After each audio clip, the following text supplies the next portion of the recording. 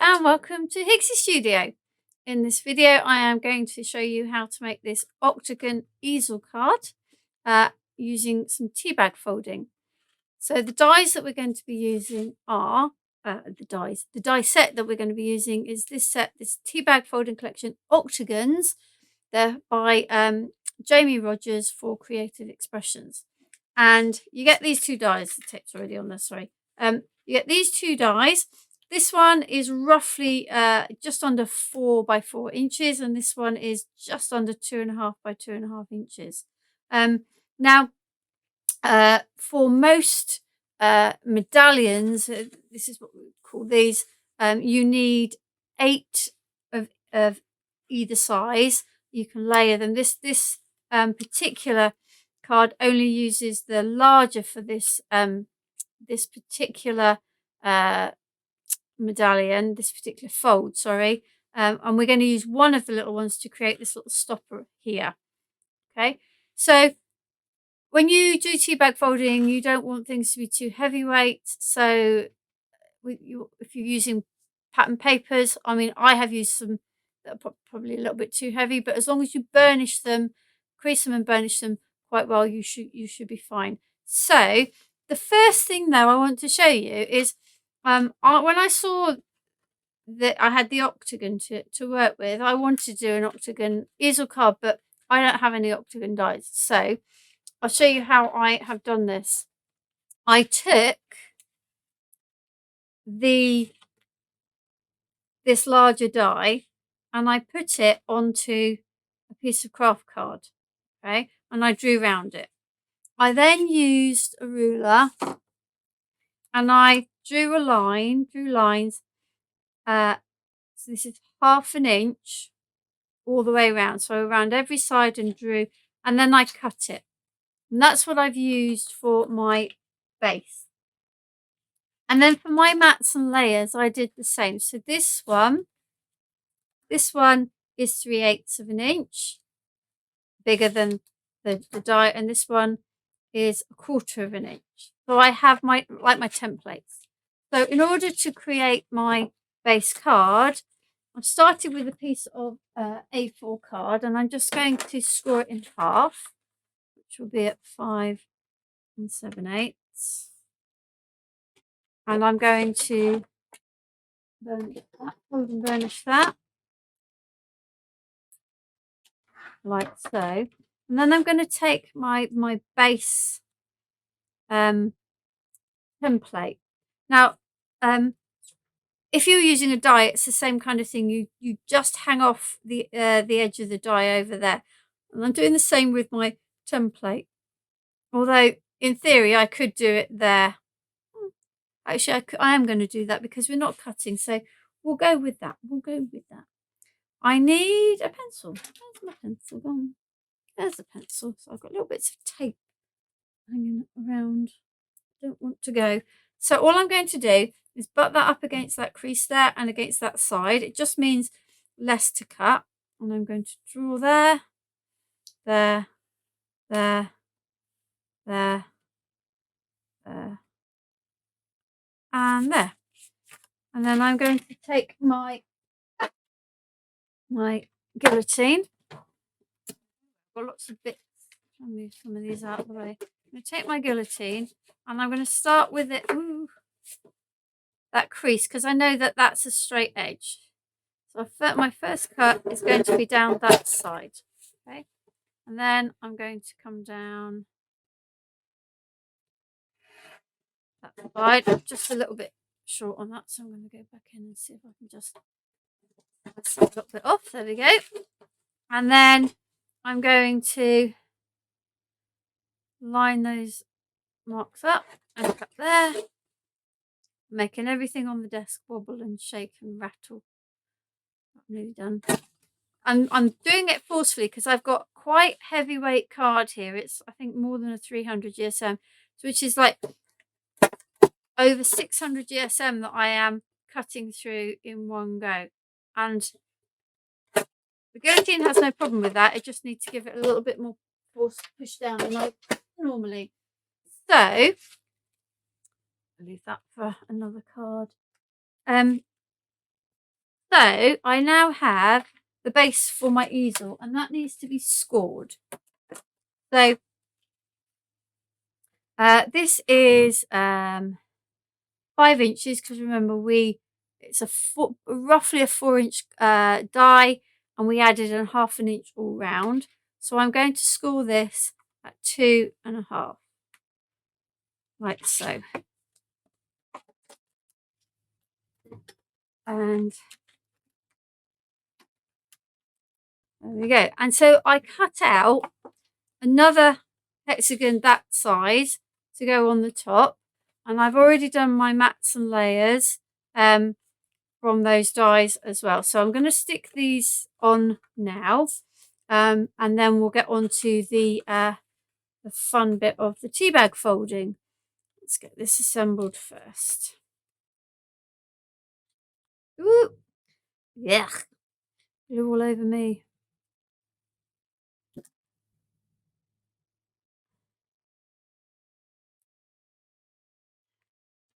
And then this bit's going to go in here.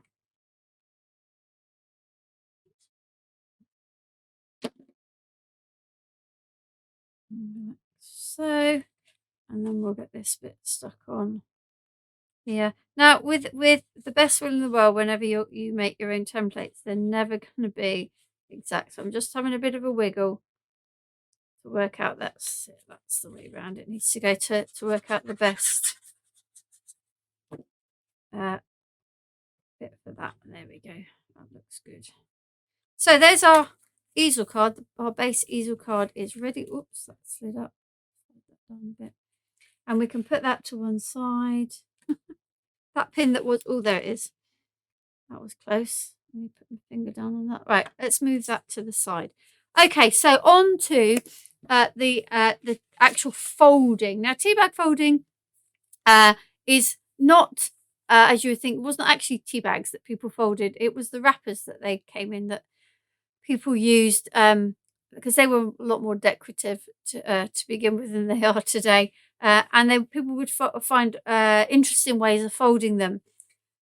What you have inside here is your basic fold. It's probably the one that you always do when you start. And then these folds 2, 3, and 4 are slight variations on from this. So you do this, and then there's little sort of tweaks that you do to create the others. But there are so many more templates out there, so many more designs, and I have been using ones from Handcrafted Greetings, and she's got a whole array, including a couple that are specifically for octagons.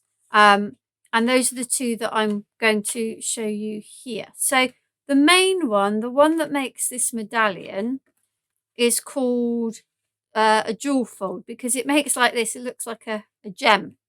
Okay. The one that we're going to use for the stopper is this very slight variation on this one. This one's called an octagon fold, but we're actually going to do this to both sides to create that little stopper. Okay. Now, I'm going to cut a couple of each out. So I've got 4. I need 4 more. I've got the other 4 already folded, as you can see there. So we're going to use our large die. Now, the die will also put score lines in. And that's great, but you don't always want to use those particular score lines. They don't hinder you folding in any other way, and they help when you want to fold that way. But not all folds follow the score lines that are on these. Pretty much any I'm just thinking, did I put that other one through? I didn't, did I? Oh, I didn't put the single one through. We'll do that now. Pretty much any of the tea bag folding sort of what's the word? The folding instructions, patterns, whatever you like to call them, for squares, if you have a little bit of a think about it, you can get them to work for octagons too. And there will be a couple more of these videos on our channel showing some other folds. So these ones specifically, though, were designed by the lady, I think her name's Judy, handcrafted greetings, yeah, for use for octagons.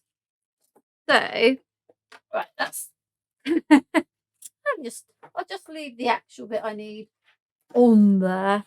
So let's get rid of the rubbish, put the dies to the side. We'll come to that one at the end.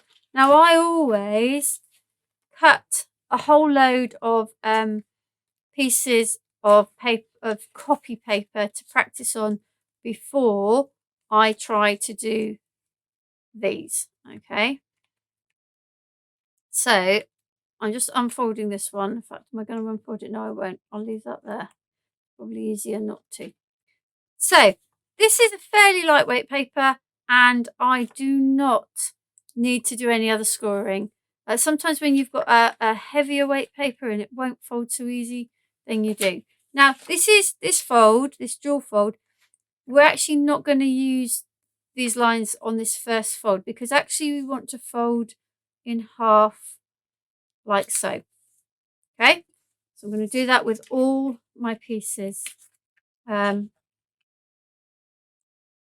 so. And on this particular design, I've got 4 of my pink patterned. This is all one sheet. You can get 9. If you cut a 12 by 12 into 4-inch squares, you can get 9 of these larger ones out of it. Okay, so that is the first thing I'm going to do. Now, I'm not sure you can see the score lines. There is a score line that runs kind of down here. And what you want to do is to fold that up. In fact, it's that score line, sorry. You want to fold that up there. Let's do that on all of them. So it goes, sorry, to there. So you've got that flat bit at the top. So you're basically putting that to that. Yeah. So you're putting this bit to that bit. Like so. Okay. Right. Then the next part is to bring that bit. Oh, this is where I always need my one. I go there and back there. So down the middle there, like that. Oh, down the middle. This is why I say, even I've done loads of these, and even you forget. You do the same the other side. Oh no, let's do the other side in a minute. Let's do one side at a time. So this comes back to here. That's why I always keep one that I've done in paper, because in copier paper, because you can then go back and go, oh, I've forgotten what I'm doing. Quick, what did I do? You can see I'm using my bone folder to really crease these, to make sure I've got a good amount of crease in my folds. So we've done that on that side for all. Now we need to do it on the other side, and I find it easier just to pull that bit open for now, because you need to bring this up. We're going to do them in one bit this time. You need to bring that up, and then that. I find it easier to do it that way. And then that back there. Okay. And then push that one back. So we're at that point. So bring this bit to here. Sorry, my finger's getting in the way. Burnish that. And then you need this bit back to there. Like I said, I find it easier to turn it that way so I can see where the point is. And make sure that I'm getting that in the right paint. Then put that one back. And that's where we're at with that one. Same with this one. So this point here. I'm making everything rattle because I'm doing so much pushing down and burnishing there. And that comes back over. And then do that stage with this one. Comes over there. And then that one comes back to there. Okay. Oop. Right. Turn it that way so I can see what I'm doing better. There. So now we have all 4 at that stage. Okay. And now you turn them all over. Okay. That's where we're at now. And the last stage is to tuck those down. Okay. That's all we're going to do. Is you're just going to, I tend to sort of push that back and then bring this edge down to that edge. Okay.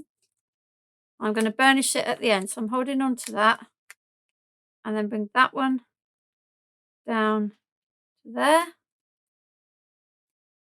Push it back over and then I'm going to run my bone folder over it. And there you have your gem shape. Okay. So do that again. This edge is coming down to the middle there. I will actually burnish that a little bit. And then same here, this edge to there. Oop, where's the other side? Open that out and then give that a really good burnish. Again, so we're tucking these 2 bits in. So that bit tucks down there. And that bit tucks down there. And give it a good burnish. And one more. This bit tucks down there. And this bit tucks down there. Now at this point you have got quite a lot of layers that you're trying to fold, which is why I said sort of try not to use too heavyweight a paper. I've got quite a heavyweight here, so they do need a little bit more kind of encouragement to go down. So we now have our 8 of these. So, and they fit together purely like so.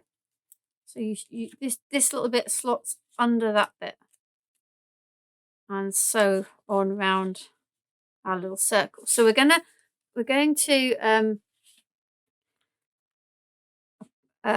stick this straight on. Okay, so I'm going to start with in fact no I'm not. Well, let's do it off here and then I can stick it on. And I want my little glue. I am going to just use a little bit of glue to hold them. So that one goes in there.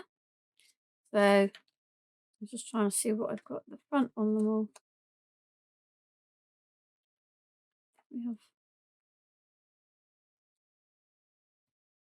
I'm going to take that one out purely because I think I want those at the top and bottom. So I'm going to put that one in there. Oh, that's it. Yeah, and then that one in there. Okay. It's a good idea to do what I didn't do, which is to have a think about where you want to place them before you start sticking them. That one goes in there. I'm holding them at the moment because it will pop up like that. And then we need another yellow one in there, don't we? The yellow one goes like so. And then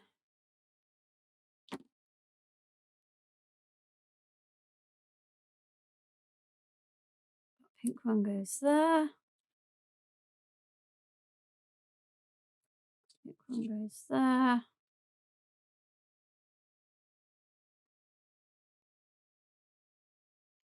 Right. I'm just thinking what I'm doing here. Like so. And then you glue there and then also glue on that one because that one will stick in there and that yellow one will stick in there. Okay, now on this one I did stick some of these bits down, but I'm not going to this time. I'm going to turn it over. See, it looks equally nice on the back, doesn't it? Just not as fancy. And I'm just going to put some 3D glue gel around like that. And then I'm going to stick this down in the middle like so. Okay, and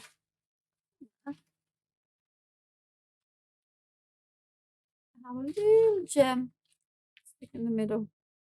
We'll let that sort itself out while we make the little stopper. Now the little stopper, glue everywhere, glue everywhere. The little stopper is another fold for octagons, and the lady just calls this Octagon Fold. So we are going to, we'll use this one. So this time we are kind of using the score lines that actually appear. So I will do 2 of these. I only need 1, but just so that you can see twice what I'm doing. So literally folding it in half this time, so we've got the points together. Okay. Now you have a score line here and a score line here, and you're going to use those to fold that one up there and that one up there. I'm just going to burnish those. So you're folding that one up there and that one up there. Okay, and then these bits are coming down, and you want to line up this edge here with this edge here. So going down like so. So this edge here to this edge here. And I have to admit, it is easier, particularly just when you're starting, it's easier to use the bigger octagons, because the little octagons, like you say, when you start folding them up, they become really, really quite small. So fold that to there,